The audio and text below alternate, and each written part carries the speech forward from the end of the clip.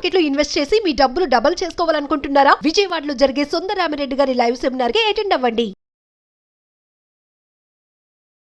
నమస్తే, welcome back to our channel. ప్రస్తుతం మనతో పాటు ఉన్నారు స్టాక్ మార్కెట్ అనలిస్ట్ సుందరరామిరెడ్డి గారు. నమస్తే సార్. నమస్తే. సార్, రీసెంట్గా ఛత్తీస్గఢ్ ఫార్మర్ ఎక్సైజ్ మినిస్టర్ది న్యూస్ చూసాము. మరి అది నవ్వాలో లేదు తెలియట్లేదు, కానీ ఇల్లిటరేట్ పర్సన్స్ కూడా మినిస్టర్స్ అయిపోతున్నారు. మరి ఆయనకు జరిగినటువంటి స్కామ్ గురించి ఒక్కసారి మీరు చెప్పేది ఎక్సైజ్ ఫార్మర్ మినిస్టర్ అండి. Yes. ఛత్తీస్గఢ్ దాంట్లో అది 2000 కోట్ల ఫ్రాడ్ అది. ఓకే, లిక్కర్ స్కామ్ లో దొరికాడు అనమాట. సో ఎన్ఫోర్స్మెంట్ డైరెక్టర్ వాళ్ళు ఈడీ వాళ్ళు రైడ్ చేసి పట్టుకుంటే ఆయన చెప్పిన ఆన్సర్ ఏంటంటే, నేను చదువుకోలేదండి, నాకు దాని గురించి ఏం తెలియదు, వాళ్ళు ఏదో పేపర్లు పట్టుకొచ్చి నా ఇంటి మీద ఏలుమందులు వేసుకుంటూ వెళ్ళాను, సో వాళ్ళు ఏం చేశారు, నేను ఎలా రెస్పాన్సిబుల్ అని చెప్తున్నాడు ఆయన. Okay, that is the power of the democracy. ఈ డెమోక్రసీలో క్వాలిఫికేషన్ ఏం అవసరం లేదండి, ఎనీబడి కెన్ బి మినిస్టర్స్ అనమాట. ఓకే, అండ్ ఇండియాలో తెలంగాణలో ఎమ్మెల్యేకి వచ్చే మినిమం శాలరీ 2,60,000 అండి పర్ మంత్. శాలరీలు తెలంగాణలో ఒక ఎమ్మెల్యేకి ఎంత వచ్చిందంటే 2.6 lakhs వస్తుంది.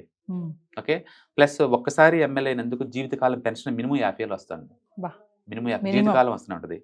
అండ్ ఎమ్మెల్యే అంటే ఇవి నథింగ్, వాళ్ళకి పైన వచ్చే ఎంఎంఎల్ గురించి మనకు తెలిసిందే ఇది. అండ్ మహారాష్ట్రలో ఎమ్మెల్యేకి వచ్చే శాలరీ మినిమం నెలకు వచ్చేసరికి 2.3 lakh అండి.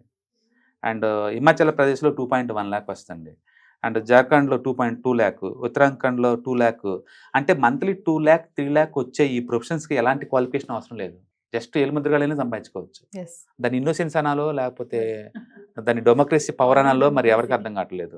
జనాలు ఎలా అనుకుంటున్నాం అంటే, వాళ్ళని బ్లేమ్ చేసే బదులు మనం బ్లేమ్ చేసుకోవటం బెటర్ అనమాట. అంటే ఇండియాలో ఇది వింతేం కాదు, ఇది మామూలు విషయం.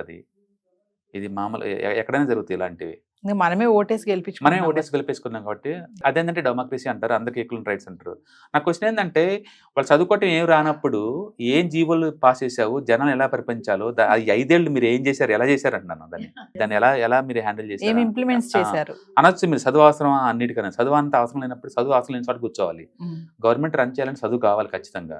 మీరు ఎడ్యుకేట్ కాకపోతే ప్రజలకు ఏం మెసేజ్ ఇద్దాం అనుకుంటున్నారు?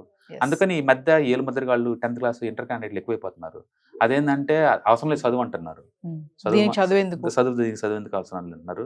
అంటే ఇలాంటి వాటిలో స్కామ్ దొరికిపోయినప్పుడు ఇలా ఇన్నోసెన్స్ ఇలా చెప్తున్నారు, ఇలా నాకేం తెలీదు ఏలుముద్ర గారు కాబట్టి అంటున్నారు. అది రీజన్ అయితే కాదండి, 2000 కోట్ల స్కామ్, అది చిన్నదేం కాదు స్కామ్. అంటే ఇండియాలో ఇది కామన్ థింగ్ అండి, స్కామ్స్, పొలిటీషియన్స్, ఇన్కమ్. ఒకసారి ఎమ్మెల్యే అయితే కోట్లు సంపాదించుకోవచ్చు. ఇంత వింత ఇంకెక్కడ ఉండదు. టూ మచ్ కరప్టెడ్ అనమాట ఇది. అండ్ ఇది కొత్త ఏం కాదు.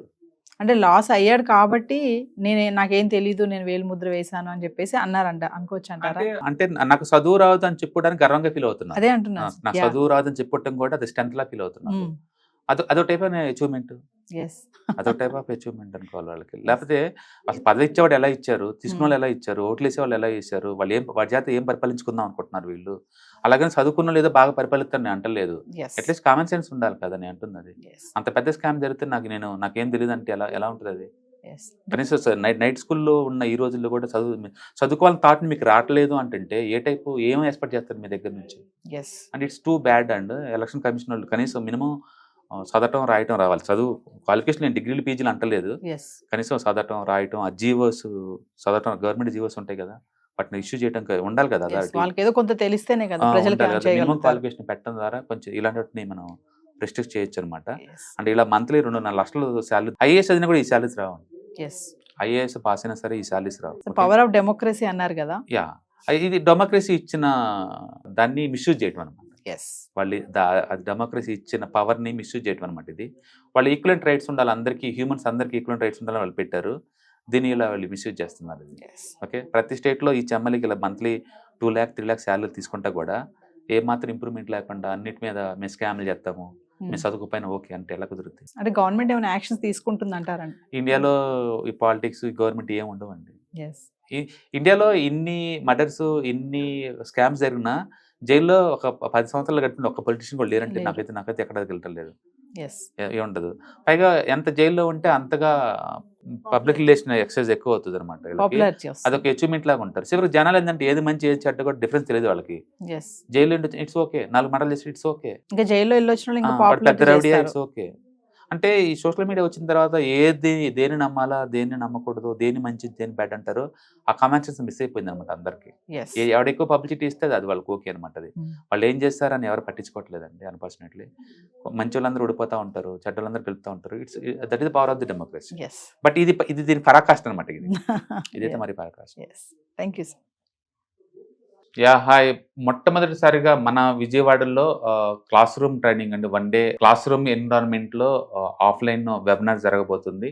అండ్ ఇంట్రెస్ట్ ఉన్న పార్టిసిపెంట్స్ ఈ కింద స్కూల్ అవుతున్న నెంబర్కి రింగ్ చేసుకొని సీట్ బుక్ చేసుకోండి. దీంట్లో ETFs, index funds and mutual funds మీద completely and hand holding experience మీకు ప్రొవైడ్ చేయబడుతుంది.